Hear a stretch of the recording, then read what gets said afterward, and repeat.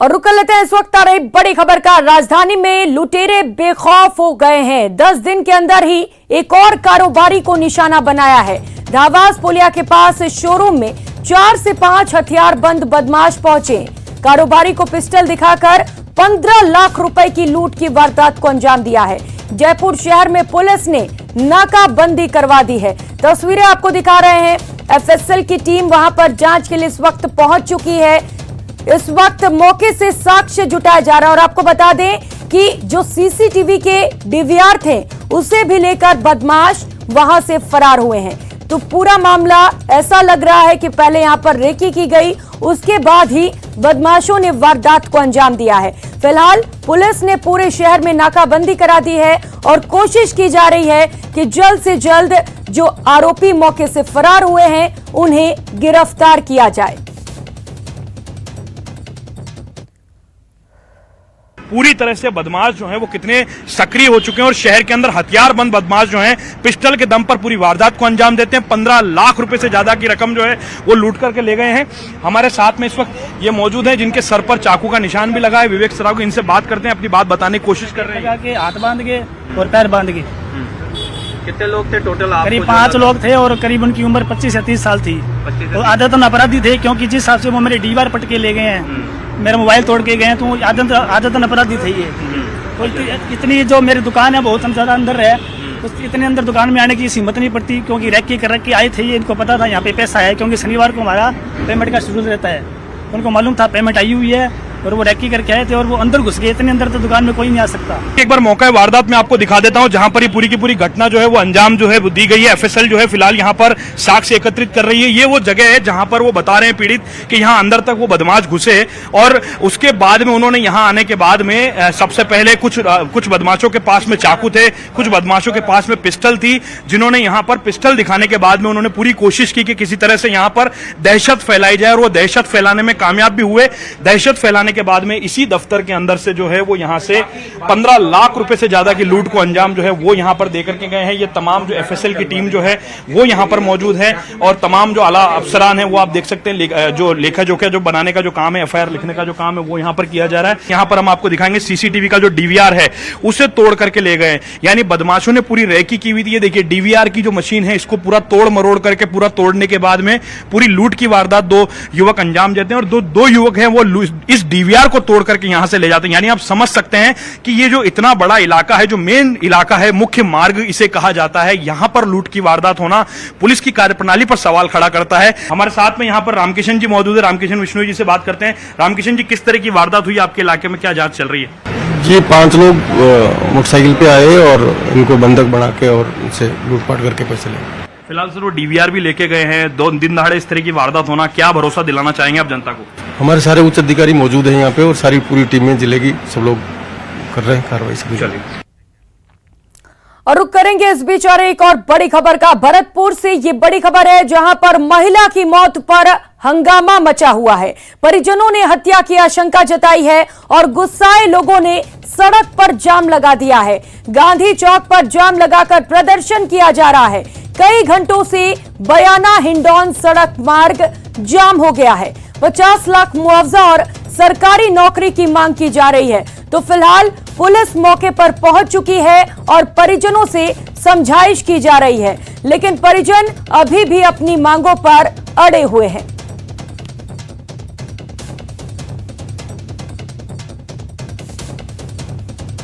तो महिला की मौत पर हंगामा मचा हुआ है, सड़कों को जाम कर दिया गया है।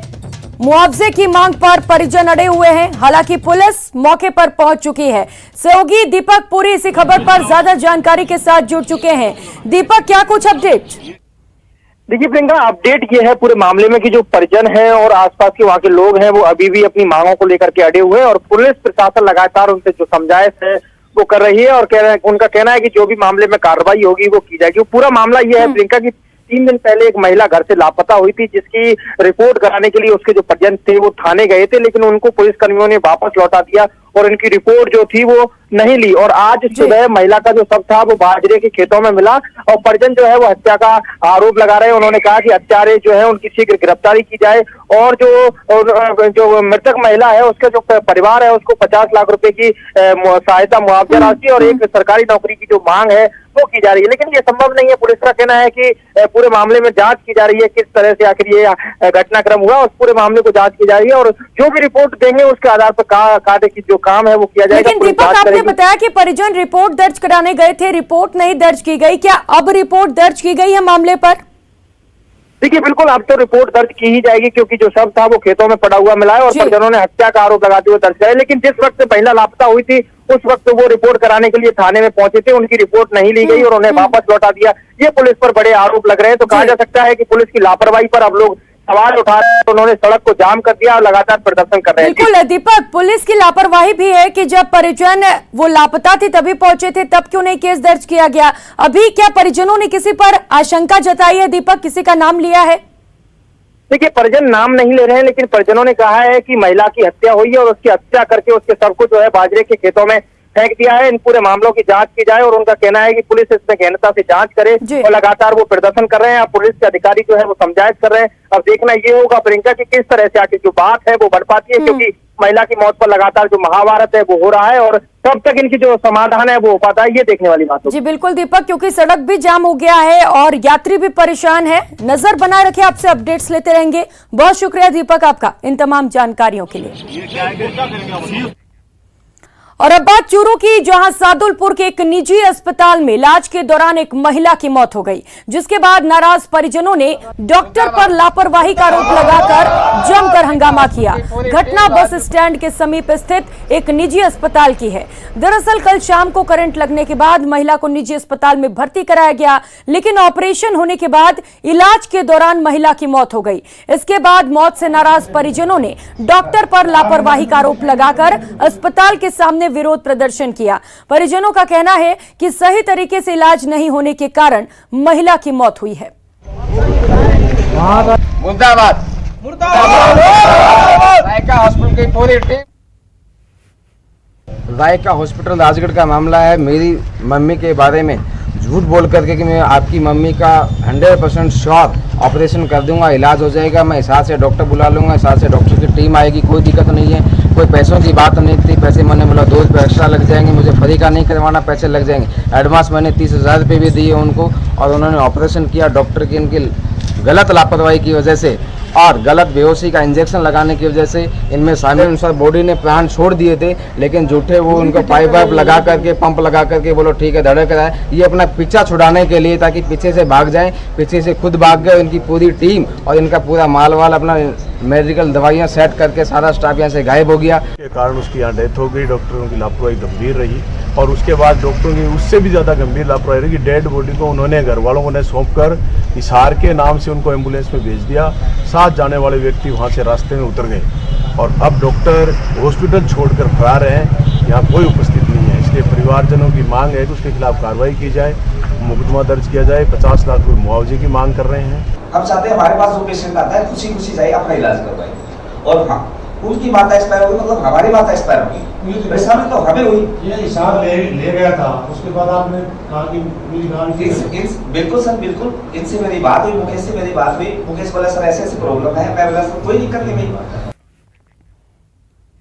और अब बात भीलवाड़ा की, जहां सुभाष नगर थाना क्षेत्र में रहने वाले एक सॉफ्टवेयर इंजीनियर युवक को सर कलम करने की धमकी मिली है। लेटर के जरिए युवक को धमकी दी गई, साथ ही युवक को लालच देते हुए धर्म परिवर्तन के लिए कहा गया और बात नहीं मानने पर सर कलम करने की धमकी दी गई। मामले की गंभीरता को देखते हुए पुलिस भी अलर्ट मोड पर है। पुलिस ने सॉफ्टवेयर इंजीनियर विजय को कॉल करने वाले युवक को उत्तर प्रदेश से हिरासत में ले लिया, जिसे भीलवाड़ा लाया जा रहा है। वहीं दूसरी तरफ पत्र लिखने वाले की तलाश जारी है। जो सांप्रदायिक माहौल खराब करने वाला प्रकरण दर्ज हुआ है, इसके अंदर जिस व्यक्ति ने इसको फ़ोन कॉल किया था हमने उसको डिटेन कर लिया है और अविलंब उससे पूछताछ की जाएगी। जिसने लेटर डाला है उसकी तलाश जारी है। आसपास के CCTV खंगाले जा रहे हैं, वहाँ के आसपास के फ़ोन कॉल को ट्रेस किया जा रहा है। इस मामले का खुलासा किया जाएगा। लेटर की हैंड राइटिंग के लिए भी हम उसको मैच कराने के लिए एफएसएल से जांच कराने के लिए पत्र तैयार करवा रहे हैं। पहले फ़ोन कॉल आया मेरे पास गोरखपुर से कि मुन्ना से बात करनी है, तो मैंने रॉन्ग नंबर समझ के काट दिया। फिर उसके 1-1.5 घंटे बाद मुझे बाहर पॉश में गार्डन के पास जो है वहाँ पे मैं और मेरे केयरटेकर को एक ख़त मिला।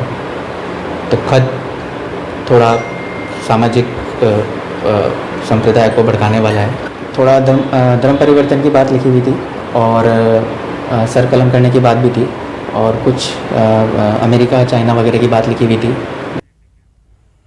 और खबरों में आगे बढ़ेंगे। प्रदेश के कई जिलों में शिक्षकों के तबादले को लेकर छात्रों ने जोरदार हंगामा किया। जैसलमेर, अजमेर, बीकानेर और कोटा में छात्रों ने स्कूलों पर ताला जड़ दिया और जमकर नारेबाजी की। स्क्रीन पर आप 4 तस्वीरें देख सकते हैं। जैसलमेर, अजमेर, बीकानेर और कोटा से ये तस्वीरें हैं जहां पर शिक्षक के तबादलों को लेकर आक्रोश देखने को मिला।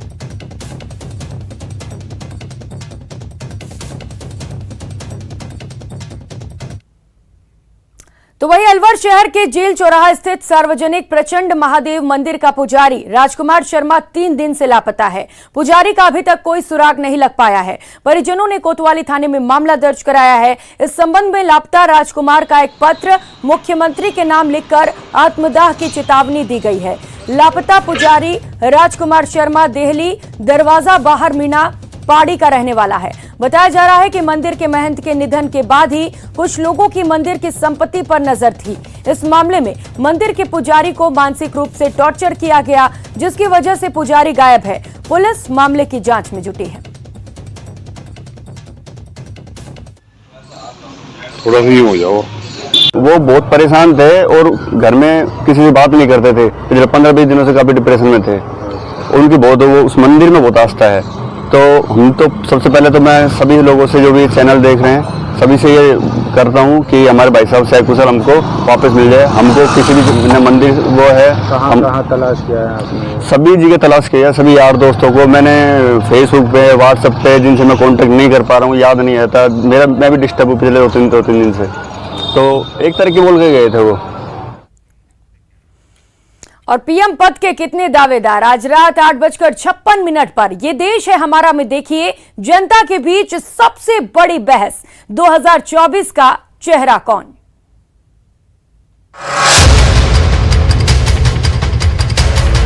स्वागत है आपका वीकेंड के सबसे पसंदीदा डिबेट शो ये देश है हमारा में। 24 का सियासी चक्कर, कौन लेगा मोदी से टक्कर।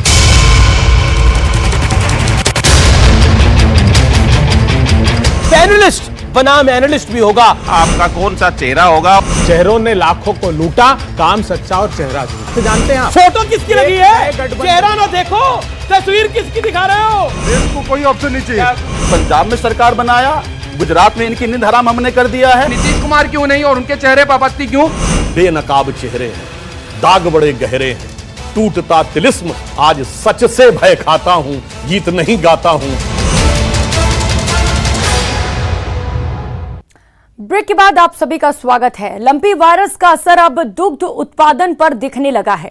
लंपी के बढ़ते मामलों के साथ ही दुग्ध उत्पादन में भारी गिरावट दर्ज की गई है। राजस्थान कोऑपरेटिव डेयरी फेडरेशन के आंकड़ों से पता चलता है कि प्रदेश में रोजाना 3 लाख लीटर दुग्ध उत्पादन घटा है।